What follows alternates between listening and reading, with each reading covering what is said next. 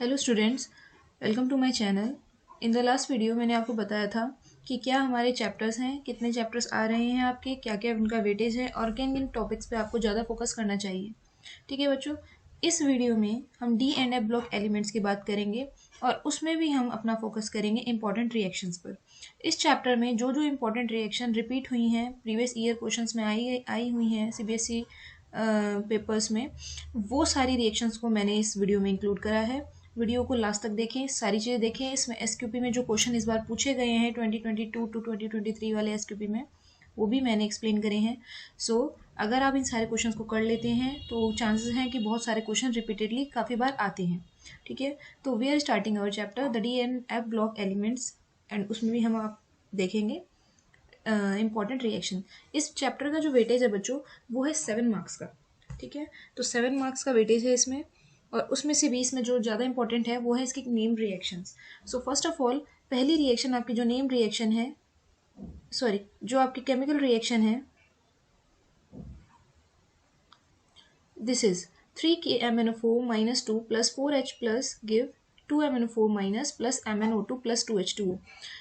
In this reaction ये जो manganate ion है आपका पर मैग्नेट आयन में कन्वर्ट हो रहा है। मैग्नेट आयन एंड पर मैग्नेट आयन हम मैंगनीज के जो ऑक्सीडेशन नंबर होता है उसके बेस पे बोलते हैं। तो this is manganate ion, this is पर मैग्नेट आयन, और ये एक टाइप की डिसप्रोपोर्शनेशन रिएक्शन है। ये बात आपको बहुत ध्यान रखनी है बच्चों कि मैग्नेट आयन को जब पर मैग्नेट आयन में कन्वर्ट करते हैं, that reaction is disproportionation reaction. ये आपके ऑब्जेक्टिव में भी आ सकती है। Next is acidic solution. अगर आप एसिडिक सॉल्यूशन में KMnO4 को लेते हैं तो उसमें ये रिएक्शन होती है MnO4 minus plus 8H plus plus 5 electrons लेता है ये, एंड Mn+2 में कन्वर्ट हो जाता है। देखिए बच्चों, अगर आपको इसमें ऑक्सीडेशन स्टेट निकालनी है और अगर आपको नहीं आती है तो आप एक बार देख लीजिए, मैं आपको एक्सप्लेन कर देती हूँ। देखिए, दिस इज MnO4 माइनस, तो आप कैसे ऑक्सीडेशन स्टेट निकालेंगे मैंगनीज की, आप इसे x अज्यूम कर सकते हैं। x प्लस ऑक्सीजन आपका 4 है, ब्रैकेट में आप इसका ऑक्सीडेशन नंबर लिखेंगे, दैट इज -2, इक्वल टू कितना चार्ज है पूरा, -1। So x minus 8 is equal to -1, तो x comes out to be -1 plus 8 is equal to +7। So in magnet manganese is in +7 oxidation state. Okay, तो +7 से देखिए, +7 से वो किस में कन्वर्ट हो रहा है, +2 में, इन द एसिडिक सोल्यूशन। और इस वाले में देखिए ये +7 में है और वो किस में जा रहा है यहाँ पे, +4 में। ओके, सो आपको ये ध्यान रखना है, ये भी पूछा जा सकता है ऑब्जेक्टिव में कि उसकी ऑक्सीजन स्टेट कितनी कम होती है और ये कितने से कितने में जाता है। तो इसमें +7 से +2 में जा रहा है in the acidic solution, and alkaline में +7 से +4 में जा रहा है। इसके जो इलेक्ट्रोड पोटेंशियल है 1.5 एंड 1.23 है in the acidic and alkaline solution respectively. ठीक है बच्चों, ये सारे रिपीटेड क्वेश्चन हैं आपके, आ चुके हैं कई बार। MnO4 जब S-2 सल्फाइड आयन के साथ रिएक्ट करता है in the acidic medium, H+ का मतलब क्या है बच्चों, एसिडिक मीडियम है आपका। ठीक है, Mn+2 में कन्वर्ट होता है +5S प्लस 3H2O, तो -2 से उसका जो ऑक्सीडेशन नंबर है वो 0 हो गया। सो डिक्रीज हुआ या इंक्रीज हुआ, ये आपको सोचना है, उसी के अकॉर्डिंगली आप ऑक्सीडेशन या रिडक्शन बता सकते हैं। अगर ऑक्सीडेशन नंबर इंक्रीज होता है तो वो होता है आपका ऑक्सीडेशन, अगर वो डिक्रीज होता है तो वो होता है आपका रिडक्शन। तो -2 से 0 जाना, दैट इज इंक्रीज। सो ये क्या है, ऑक्सीडेशन रिएक्शन है, ये ऑक्सीडेशन हुआ इसमें। Next is preparation of KMnO4, 2MnO2 plus 4KOH plus O2 gives K2MnO4 plus 2H2O. This K2MnO4 react with acidic H ion and gives MnO4 minus plus MnO2 plus 2H2O. So this is the preparation of KMnO4 and the chemical reactions of MnO4. There are other reactions also. Chemical properties of magnet and permanganate ions. There are two type of ion, magnet and permanganate, on the basis of their oxidation number. देखिए पिछले में देख चुके हैं, अगर वो +7 है तो वो आपका क्या है, मैग्नेट आयन, और इस वाले में भी देख लीजिए, sorry, MnO4 minus, okay, this is +7, this is +7 बच्चों, और ये आपका आएगा यहाँ पे आपका -2 हो जाएगा, तो ये आपका आ जाएगा 6, दिस इज +6। ओके, तो manganate is +6 and permanganate is +7। So these are the chemical properties of manganate and permanganate ions. ये स्ट्रक्चर आपको दिखाए हैं। याद रखना है बच्चों आपको, जो मैग्नेट आयन होता है वो ग्रीन कलर का होता है। कैसा होता है, ग्रीन होता है, एंड जो पर मैग्नेट आयन है वो है पर्पल कलर का। आपको CBSE की जो आपकी NCERT है उसमें बुक में भी आपको ये दिखाया गया है बाय द कलर, जो विजुअल दिखाया गया है, ये आपका है green, because magnet is green and this is permanganate, this is purple. Okay बच्चों, so this is tetrahedral, this is also tetrahedral. आप इसके रिएक्शन में देख सकते हैं एक माइनस चार्ज यहाँ पर है, एक माइनस चार्ज यहाँ पर है, जबकि इसमें सिर्फ ये है। ओके, तो this is MnO4 -2 and this is MnO4 minus. Okay, ये आपका जो याद रखने की ये याद रखना है आपको, वो ये है बच्चों, पैरामैग्नेटिक होता है ये, इसमें अनपेयर्ड इलेक्ट्रॉन 1 है एंड यहाँ पर ये आपका है डायमैग्नेटिक। पैरामैग्नेटिक आप देख लीजिए, पैरामैग्नेटिक क्या होता है? पैरामैग्नेटिक वो होते हैं जिनके पास आपका अनपेयर्ड इलेक्ट्रॉन होता है। ठीक है, अनपेयर्ड इलेक्ट्रॉन होंगे शेल के अंदर लाइक दिस, है ना, दिस इज अनपेयर्ड इलेक्ट्रॉन। और जिनमें अनपेयर्ड इलेक्ट्रॉन नहीं होते, पेयर्ड इलेक्ट्रॉन होते हैं, they are diamagnetic. So tetrahedral होता है आपका मैग्नेट, ग्रीन होता है, पैरामैग्नेटिक होता है, 1 अनपेयर्ड इलेक्ट्रॉन होते हैं, वाइट MnO4 जो आपका माइनस है, टेट्राहेड्रल है ये भी, परमैग्नेट पर्पल है। ओके, परमैग्नेट, पी से पर्पल, पी से परमैग्नेट, आप इसको निमोनिक की तरह याद कर सकते हैं, and it is diamagnetic. Here the reaction 5Fe plus 2 MnO4 minus plus 8H plus gives Mn plus 2 4H2O 5Fe plus 3। तो प्लस 2 से वो कन्वर्ट हो रहा है प्लस 3 में। Fe plus 2 is green and Fe plus 3 is yellow। Next is 2 MnO4 minus plus 16H plus, this is acetate oxalate ion, आप इसको C2O4 minus 2 के नाम से भी जानते हैं, तो कंफ्यूज नहीं होना है, बोथ आर सेम। ये कन्वर्ट हो रहा है आपका CO2 में। सिमिलरली इस रिएक्शन में जो आपका I माइनस है वो जा रहा है आपका I2 में। बाकी तो सेम ही जा रहा है बच्चों, वाटर वहीं है। ठीक है, ये सेम है आपका और ये सेम है, देखिए ये सेम है, ये सेम है। इसमें नेक्स्ट में आपका जो NO2 माइनस है ये कन्वर्ट हो रहा है NO3 माइनस में। जो आपको ध्यान रखना है, सारी रिएक्शन सेम है। ये आपका SO3 SO4 में कन्वर्ट हो रहा है, मोल्स आर ऑल्सो सेम। ये रिएक्शन भी बहुत इंपॉर्टेंट है। MnO4 को जब आप हीट करते हैं तो वो K2MnO4 में कन्वर्ट होता है प्लस MnO2 प्लस O2 में। ठीक है, इस वाले में भी देखिए I माइनस और ये कन्वर्ट हो रहा है आपका IO3। देखिए इस वाले रिएक्शन में और इस रिएक्शन में दोनों में डिफरेंस क्या है? इस रिएक्शन में ये एसिडिक मीडियम में हो रहा है, जबकि ये एसिडिक मीडियम में नहीं है। तो iodide ion converting into iodate, this is iodate. तो आयोडीन वाला आयोडेट में कन्वर्ट हो रहा है। Next is H2O3 is converting into SO4 minus. तो बाकी सब कुछ सेम है बच्चों, बस यही जो मैंने सर्कल करा है यही आपके डिफरेंट हो रहे हैं इन द रिएक्शन। तो अगर आप इन्हें थोड़ा ध्यान से देखें तो आपको याद करने में जरा सी मुश्किल नहीं होने वाली है। ठीक है बच्चों, this is the chemical properties of manganate and permanganate ions. Now comes our potassium dichromate. Formula is K2Cr2O7, K for potassium, Cr for chromium, potassium dichromate. It is used as primary standard in volumetric analysis. आपने अभी practical exam दिए होंगे तो आपने K2Cr2O7 use करा होगा, because ये आपका यूज़ होता है as primary standard in volumetric analysis. ठीक है, नेक्स्ट इज प्रिपरेशन। प्रिपरेशन में आपका है FeCr2O7 plus 8 Na2CO3 plus 7O2 gives Na2CrO4 plus Fe2O3 plus CO2। Okay बच्चों, ये याद रखिए, जब भी कोई कार्बोनेट होता है इधर तो इधर जरूर होती है कार्बन डाइऑक्साइड। एक तो आप ये प्रेडिक्ट कर सकते हैं। नेक्स्ट इज ये दोनों शफल हो रहे हैं, ये इधर आ रहा है एंड ये इधर आ रहा है। इधर यहाँ पे Na आ रहा है CrO क्रोमियम के साथ, और उधर O के साथ कौन जा रहा है आपका Fe जा रहा है। उसके बाद जो आपका ये Na2CrO4 बना है, ये कॉन्सेंट्रेटेड H2SO4 के साथ रिएक्ट करके क्या बनाएगा Na2Cr2O7। CrO4 is converted into Cr2O7। Chromate is converting into dichromate Na2SO4 plus H2O, क्योंकि H2SO4 इज देयर तो SO4 Na के साथ रिएक्ट करेगा, Na2SO4 होना ही होना है, water is always there. Next is Na2Cr2O7 जब रिएक्ट करेगा KCl से, ये बन जाएगा आपका potassium dichromate. It is simply a displacement reaction, Na की जगह K आ जाएगा, सिंपली आपका पोटेशियम डाइक्रोमेट बन जाएगा। Now comes the chemical properties. This is Cr2O7। Cr2O7 is dichromate ion, ये ऑरेंज कलर का होता है बच्चों, आपके लैब में भी रखा होगा, और ये कन्वर्ट हो जाएगा क्रोमेट में, that is yellow. Okay, again difference is between the oxidation number.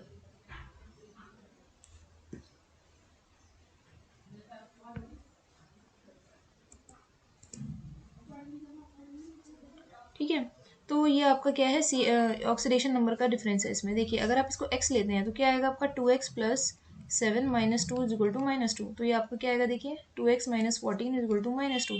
तो 2x आपका आएगा 14 प्लस 14 माइनस 2, तो x आपका आ जाएगा 6।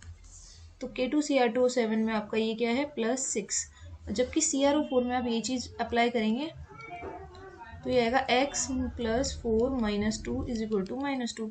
तो x minus 8 is equal to -2। तो x इज इक्वल टू कितना आएगा आपका बच्चों?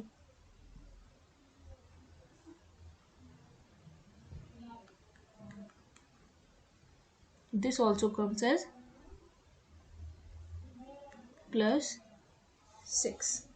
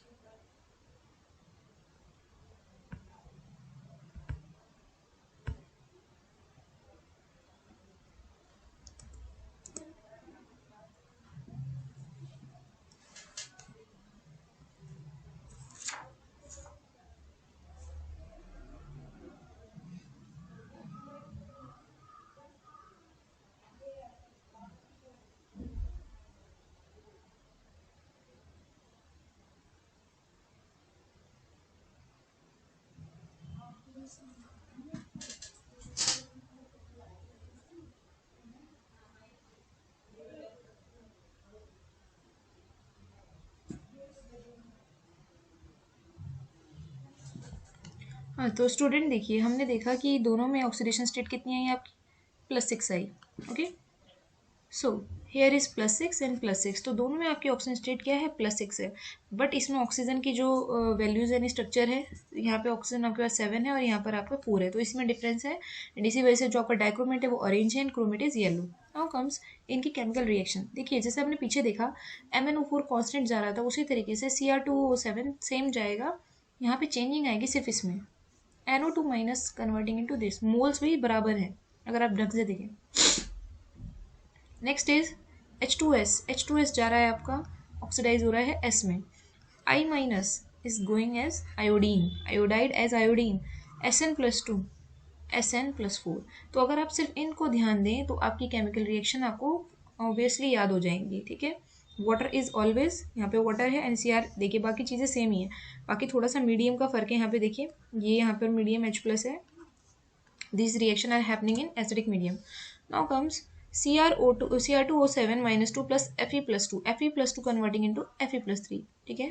एंड ये आपकी रिएक्शन है in the acidic medium. In the acidic medium chromate आपका कन्वर्ट हो जाता है डाइक्रोमेट में। ओके, तो देखिए आपका जो क्रोमेट है, इसमें भी कलर कॉम्बिनेशन दिखाया गया है आपका, ये येलो दिखाया गया है, ये ऑरेंज दिखाया गया है। Okay, this is tetrahedral and this is 2 tetrahedral. देखिए यहाँ पे, और लिंकिंग भी पूछी जा सकती है, कौन लिंक करता है? यानी O लिंक करता है। ओके, 3O इधर है, 3O इधर है। ओके, बीच में आपको जो लिंकिंग कर रहा है दो क्रोमियम को बाय O, ये भी आपका एक ऑब्जेक्टिव बन सकता है, ठीक है। So these are the chemical reactions of KMnO4 and K2Cr2O7। Now comes our question paper, जो SQP CBSE का आया था 2022 टू 2023। उसमें 3 क्वेश्चंस थे जो आपके इस चैप्टर से पूछे गए हैं, ठीक है। तो फर्स्ट क्वेश्चन है आपका, KMnO4 is colour due to, ये आपका ऑब्जेक्टिव था, ये MCQ क्वेश्चन है बच्चों, क्वेश्चन 3 सेक्शन ए का, ये आपका ऑब्जेक्टिव पूछा गया है। इसमें आपसे पूछा गया है कि जो KMnO4 होता है वो आपका कलर्ड क्यों है। ओके, तो कलर्ड क्यों है बच्चों, इसका आपको आंसर आगे दिया गया है। ऑप्शन देख लेते हैं पहले हम। डी ट्रांजिशंस, डी ट्रांजिशंस क्या होते हैं बच्चों? जो आपका डी ब्लॉक है, d block D block elements हैं आपके, उसमें दिखाया गया है कि जो लास्ट इलेक्ट्रॉन होता है वो एंटर करता है डी ऑर्बिटल में, इसीलिए आप उन्हें डी ब्लॉक एलिमेंट कहते हैं। तो जो आपका ये आप डी ऑर्बिटल है, डी ऑर्बिटल से वो डी ऑर्बिटल में क्या कर रहा है? जंप कर रहा है, ठीक है। लाइक आपने देखा होगा CFT थ्योरी में, वो यहीं से क्या करता है? इलेक्ट्रॉन जंप करता है। This is called D transition. Second है charge transfer from ligand to metal, ligand से मेटल में चार्ज ट्रांसफर हो रहा है। Unpaired electron in the D orbital of Mn में जो अनपेयर्ड इलेक्ट्रॉन है उसकी वजह से वो कलर्ड है। Charge transfer from metal to ligand, या metal to ligand charge transfer हो रहा है। देखिए इसका आंसर क्या है, charge transfer from ligand to metal, जो लाइगेंड्स हैं वो मेटल को देते हैं। देखिए मेटल कौन होता है, सेंट्रल मेटल आयन कौन होता है, जिसमें डेफिशिएंसी होती है इलेक्ट्रॉन की, ठीक है। लाइगेंड किसको दे रहे हैं, मेटल को। लाइगेंड क्या होते हैं, जो इलेक्ट्रॉन रिच होते हैं, तो ऑब्वियसली लाइगेंड टू मेटल ही चार्ज ट्रांसफर होना है। द Mn atom in KMnO4 has +7 oxidation state with electronic configuration argon 3d0 4s0 since no unpaired electron are present, तो अनपेड वाला ऑप्शन भी कट हो गया। D transition are not possible, the molecule should be colourless, तो colourless होना चाहिए था, लेकिन ये पर्पल होता है। इट्स इंटेंस पर्पल, ये कैसा कलर होता है, इंटेंस पर्पल होता है, क्योंकि इसमें क्या हो रहे हैं, ligand to metal charge transfer हो रहे हैं, okay, of O2 3dm of Mn। So this is the answer, B option. Option क्या है बच्चों आपका, B, charge transfer from ligand to metal. ये बहुत इंपॉर्टेंट क्वेश्चन है, मे बी आपका ये किसी और तरीके से पूछा जा सकता है, रीजनिंग में भी आ सकता है ये, why the KMnO4 is coloured. So इस बार CBSE ने SQP में दिया है, तो इसका मतलब वो हाईलाइट करना चाह रहा है कि ऐसे क्वेश्चन भी ध्यान देने चाहिए रीजनिंग वाले। Next is why HCl should not be use for potassium permanganate titrations. जब हम पोटेशियम परमैंगनेट की टाइट्रेशंस करते हैं वॉल्यूमेट्रिक एनालिसिस के लिए, तब हम HCl को यूज़ नहीं करते हैं, क्यों। देखिए क्या आंसर दिया है उनके मार्किंग स्कीम में, potassium permanganate titration in the presence of HCl are unsatisfactory. Unsatisfactory होते हैं क्योंकि जो HCl होता है इज ऑक्सीडाइज टू क्लोरीन, वो किस में ऑक्सीडाइज हो जाता है, जो आपका HCl है वो Cl2 में ऑक्सीडाइज हो जाता है, इस वजह से उनमें कोई भी टाइट्रेशन जो है सेटिस्फैक्ट्री नहीं है, इसलिए हम उनको एसिड में यूज़ नहीं करते हैं, ठीक है। Next is explain the observation at the end of each period there is slight increase in the atomic radius of d block element. जब भी हम किसी पीरियड के लास्ट में जाते हैं, यहाँ पे उसमें जो इंक्रीज है वो स्लाइट है, इंक्रीज तो होता ही है, सॉरी, लेफ्ट टू राइट जाने पे एटॉमिक रेडियस हमेशा डिक्रीज होती है, लेकिन इसमें देखा गया है डी ब्लॉक में स्लाइट इंक्रीज हो रही है। वाई, वो रीजन क्या है बच्चों, the D orbital is full with 10 electron and the shield the electron present in the higher s orbital to a greater extent resulting in increase in size. तो इसका reason क्या है, poor shielding effect.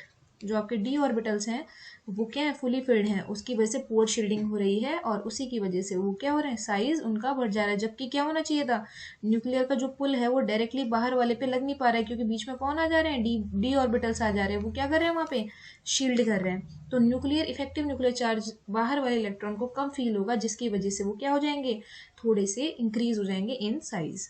Next is what is the effect of pH on dichromate ion solution. PH ion का, sorry, pH का dichromate की ions पे क्या effect होता है। The chromates and dichromates are interconvertible in aqueous solution. ये हम देख चुके थे कि वो दोनों एक दूसरे में क्या है, इंटर कन्वर्टिबल है, because the reaction is reversible depending upon pH. Increasing the pH, अगर पीएच बढ़ जाता है, इंक्रीजिंग पीएच का मतलब क्या है बच्चों, बेसिक सॉल्यूशन, आप 7 से ऊपर जा रहे हैं। Dichromate ions colour change from orange to yellow, orange को कैसा होता है, येलो हो जाता है, क्योंकि जो डाइक्रोमेट आयंस हैं वो किस में कन्वर्ट हो जाते हैं, क्रोमेट में। Cr2O7 वाले आपके किस में कन्वर्ट हो जाते हैं, CrO4 माइनस में। तो इस वजह से उसमें क्या होता है, इंटर कन्वर्टिबल नेचर के कारण जो पीएच है वो चेंज होने की वजह से उनका कलर क्या हो जाता है, चेंज हो जाता है। तो पीएच का इफेक्ट क्या है, कलर चेंज। तो सिंपल क्या चीज़ आपको याद रखनी है पीएच के इफेक्ट में, कलर चेंज। ओके बच्चों, तो ये आपकी इंपॉर्टेंट रिएक्शन है, एंड ये आपका सारा का सारा इंपॉर्टेंट आपका जो भी टॉपिक है, तो आप इनको अच्छे से कर लीजिए। अगर आपने ये सारी चीज़ें कर ली तो आपके काफ़ी क्वेश्चन इस चैप्टर से इजी हो जाते हैं, आपको पूरा चैप्टर पढ़ने की ज़रूरत नहीं है।